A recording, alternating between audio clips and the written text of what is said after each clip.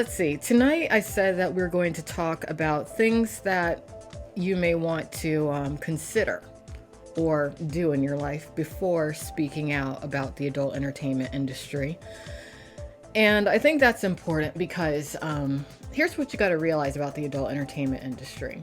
And this, again, goes back to Ski Mask Andy. Ski Mask Andy is convinced that there is some sort of a grand conspiracy and lots of nefarious powers around the adult entertainment industry to where they're pushing a certain agenda.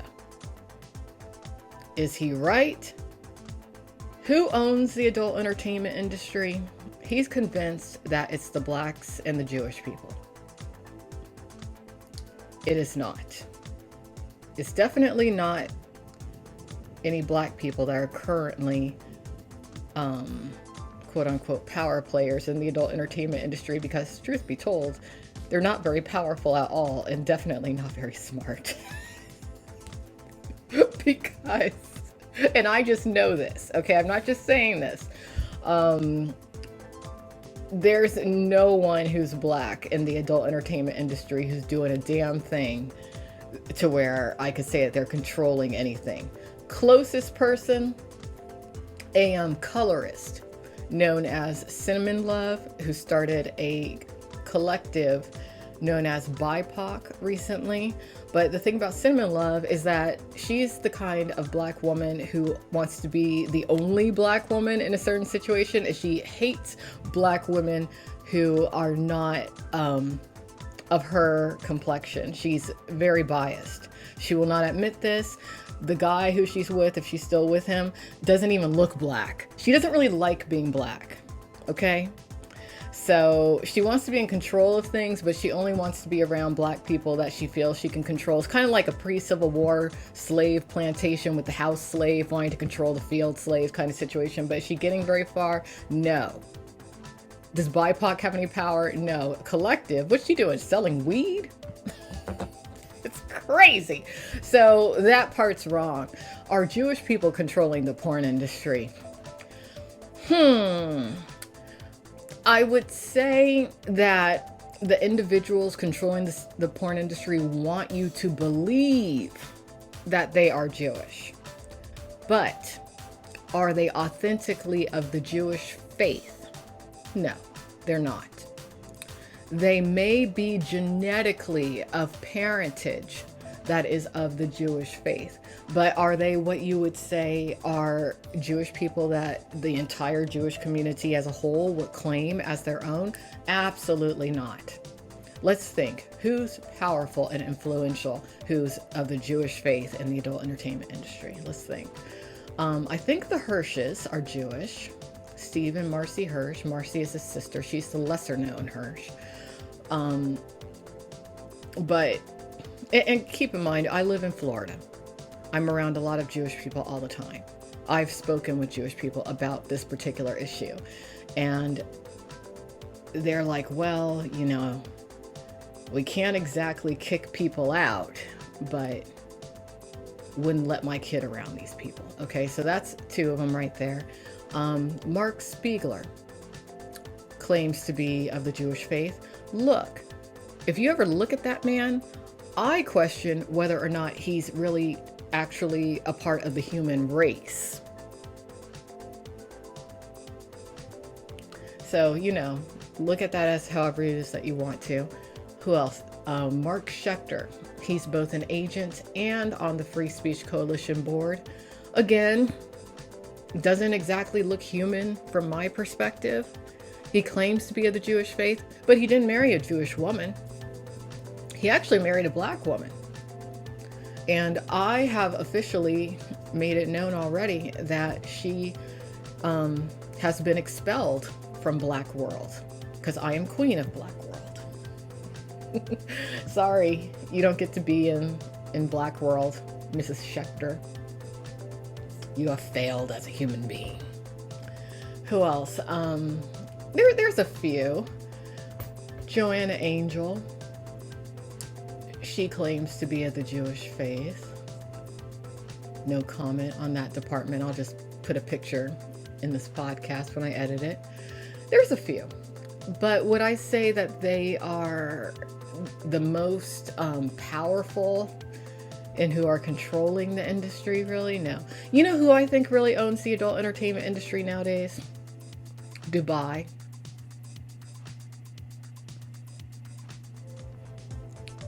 Middle Easterners. That's who I think is in control at this point. That's where I believe the money really comes from. They like to relabel themselves as Canadian. So I'll just end it right there. But what was I talking about? All right, so I was talking about things that you may need to do before choosing to speak out against these forces in the adult entertainment industry. Oh, well, first off, you really need to leave. See, here's the problem that a lot of women are having right now. They want to have their cake and they want to eat it too. And there's people who are basically using them, convincing them that they can have their cake and eat it too, but that's not the reality. One of those people doing that, who's going to end up getting some women killed, actually, is Alana Evans. Very selfish woman. She needs to stop. As many of you saw in a few podcasts ago, I went over the Ryan Madison allegations. The Ryan Madison rape allegations that were chronicled on the Daily Beast, a website which their credibility is highly questionable.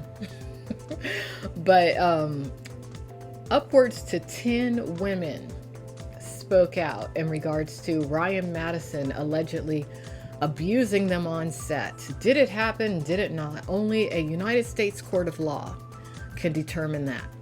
Okay? He is a male, so he's got that going for him in court. He's a white one too. So, you know, they got that white privilege element in there. Now, you got a lot of white girls coming out against him, but here's the problem. And this is what we're going to start with first.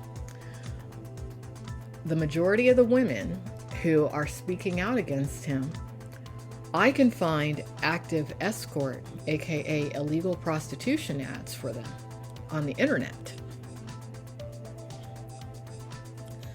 If you are active as an illegal prostitute, hell, even if you're a legal prostitute in certain counties of Nevada, honestly, there are not very many courts in the United States of America that are going to lend a lot of credibility to you. Is it fair? No. But you shouldn't be a prostitute anyway. And I'm not just saying that for legal reasons. I'm not saying that because I'm a stick in the mud. I'm saying it because you have a soul, you have a spirit, and you have a heart. And being a prostitute kills that part of you.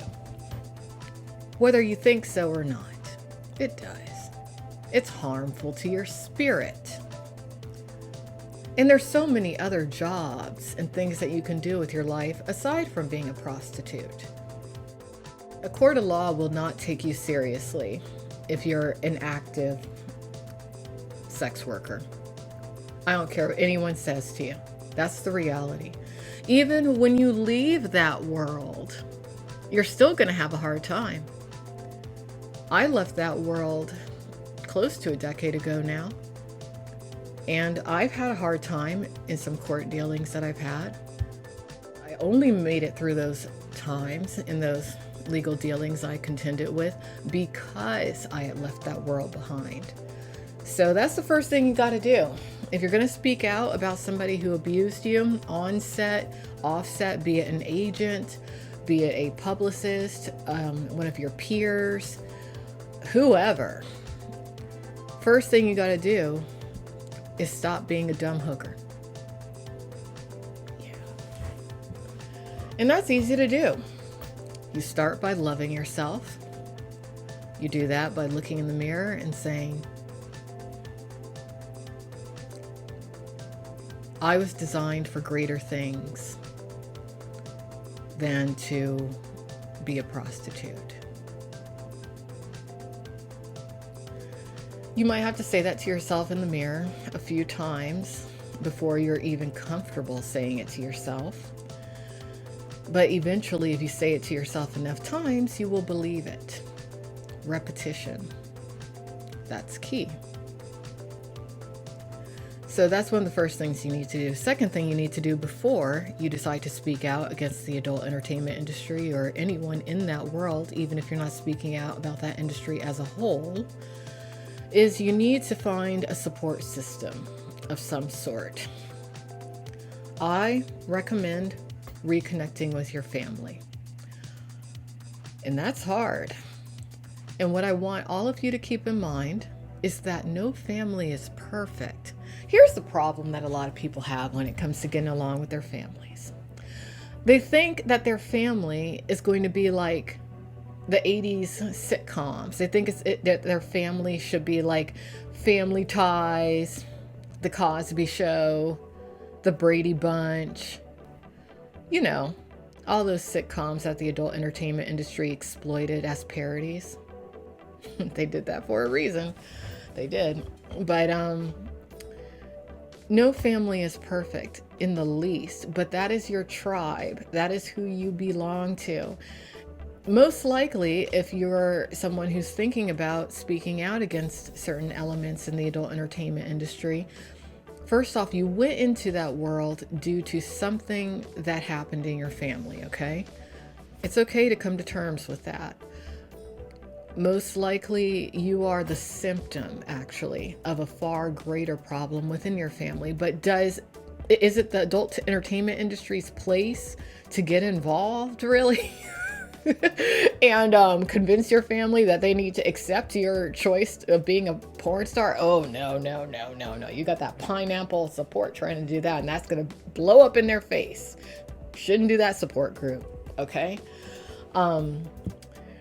What you need to do as that adult performer who is going to speak out, what you need to do is make an agreement with your family that the adult entertainment industry was a stop on the road of your path of life, because that's what it was. You learned some lessons. You got to know yourself. Parts of yourself you didn't even know existed. But now you've walked away and you're healing, so you need their support. Now, while you're with your family, you must respect your family and you must not go back to the adult entertainment industry. Do not communicate with individuals in that world anymore. That was my mistake for a while. I thought I could communicate with people who I thought were my friends, but my people who I thought were my friends, in actuality, they were trying to sabotage me because they were jealous that I had escaped. And I tried to go back for some of them. I tried. Y'all saw me do it over the past few years. Take a look at monicaathome.com. Have a whole website about it. Whole podcast series. But here's the reality. You can't pull anybody out of the adult entertainment industry, and that's where Shelley Lubin made her mistake. It killed her, actually. If you want to familiarize yourself with her book, just take a look at my reading and commentary of her book. I currently have chapters 1 through 10 up over on youtube.com/Alexandra Mayers. She tried so hard to impose her will upon others that in the end it killed a part of her. That's what happened there. Some other things happened too that I'm not going to talk about in this particular podcast, but my point is, when someone's ready to leave, they will leave. And that goes for anything in life. When someone's ready to do something, they do it. You will not have to pull teeth. You will not have to beat the shit out of them to make them do it. They will just naturally do it. So you have to remember that when you leave, you are leaving alone. And don't feel like, oh, I'm so alone. Too bad. Guess what? We're all born alone. Even if you're a twin or a triplet, you come out the birth canal all by yourself. One at a time. You come in alone, you die alone. So don't ever feel like, oh, I'm so alone. You're not.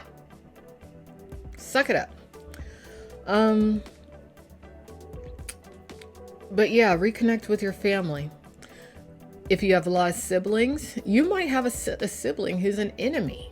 It can happen, especially in very large families, but too bad. Dealing with your sibling who's an enemy is better than doing a gangbang. I never did a gangbang. I would never want to do a gangbang. But if you have done a gangbang, you know what I'm talking about. And, don't let your sibling defeat you, and tell other people in your family that you're making that transition out and that you want to succeed. If you don't have any family at all, you can reach out to me and I will try to find you a support system of some sort. Okay? I might not succeed, but I will attempt. But you can do it. You can do it. So you gotta find a support system. If there's anyone who's after you and you're scared of them, you need to approach your local law enforcement and let them know. Even if you don't get a restraining order right away, you just need to talk with a police officer and get their card. And that way someone in law enforcement is held to some level of accountability for you. And you would be surprised as to how empathetic a lot of law enforcement is nowadays when it comes to adult entertainers transitioning out of the industry into regular life. At first, in the past, not so many law enforcement officers were aware of how difficult of a situation it can be. But things have changed over the years. Don't let anyone in the industry scare you and be like, "Oh, you're just a whore. No law enforcement officer is going to help you." Well, of course they're going to say that to you to try to keep you in their world, because you know how it goes. Misery loves company. But the reality is, most law enforcement officers have internet access, and they come across videos like what I make about this kind of issue. They know about who Shelley Lubin was. They know about an organization called Fight the New Drug. There's a lot of resources out there.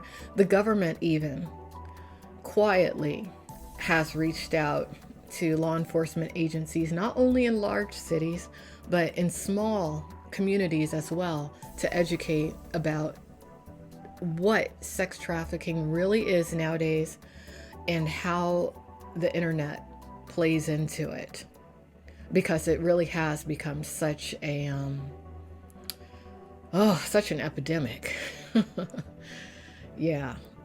And this isn't about being anti-porn when it comes to adult content as a product.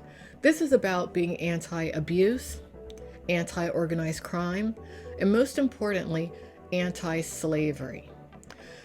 That slavery element is really what is hard for a lot of people to wrap their minds around. Because think about this. When you think about slavery in the United States, what do you think about? You think of black people being enslaved. You think of me in chains and I'm in a field picking cotton, like, oh, all these troubles in the world. That's what you think about, okay? When you think about the porn industry, what do you think about? You think about a bunch of pretty blondes that look like, what, Jenna Jameson? So here's what happens.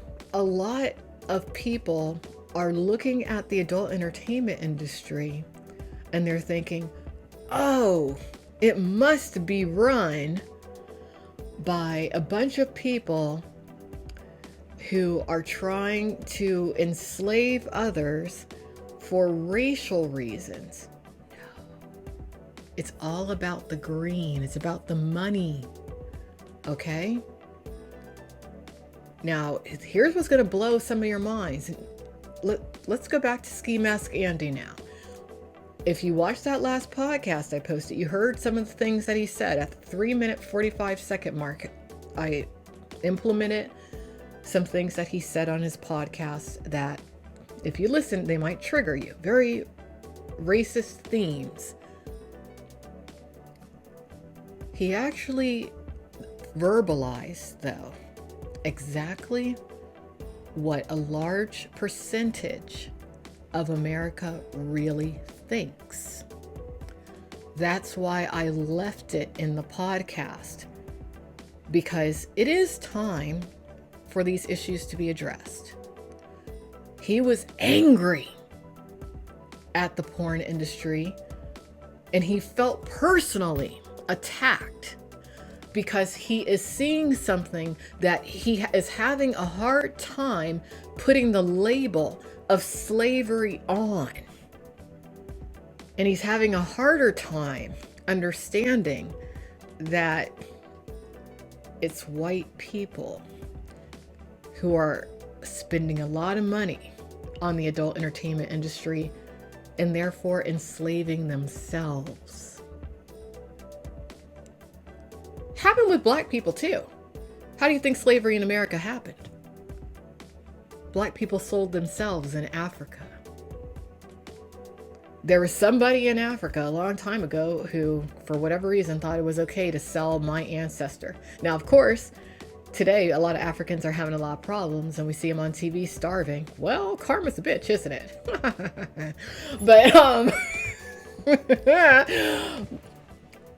but that's how it happens. Slavery starts within a close vicinity of your own community. It doesn't really start from some foreign oppressor. Usually it's sellouts in your own community.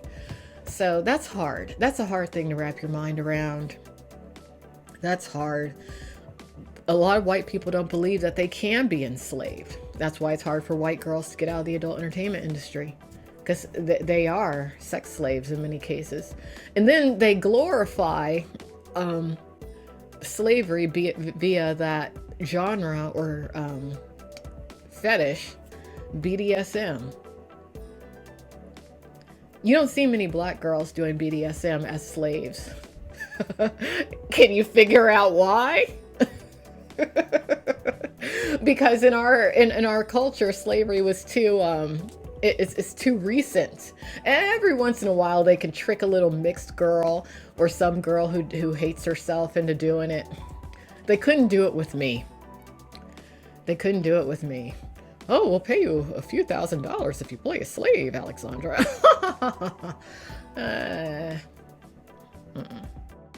You gotta get yourself a support system before you can speak out. Because if you don't do at least those first 3 steps, and there's other steps too, but those are like the 3 most important things to do. All right. Anyone who's after you, get a restraining order or at least notify the police about them. Reconnect with your family and stop illegal activity that you may be involved in, including privates, because that's prostitution. You're not in a legal brothel. Okay. Do those things first.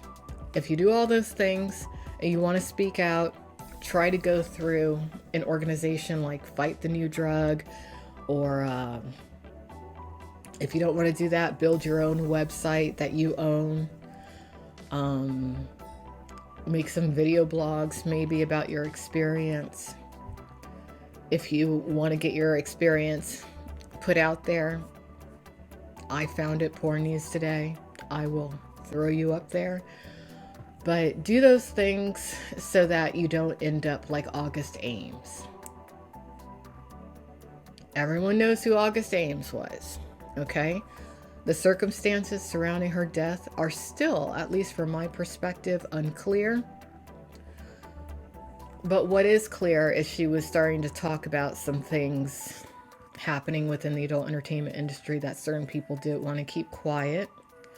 Also, she was in a relationship with a guy who, at least from my perspective, believed that he owned her. Yeah. So that's about it for today. There was something else I wanted to talk about tonight, but I don't want this podcast to get too long. So we'll talk about some more stuff tomorrow.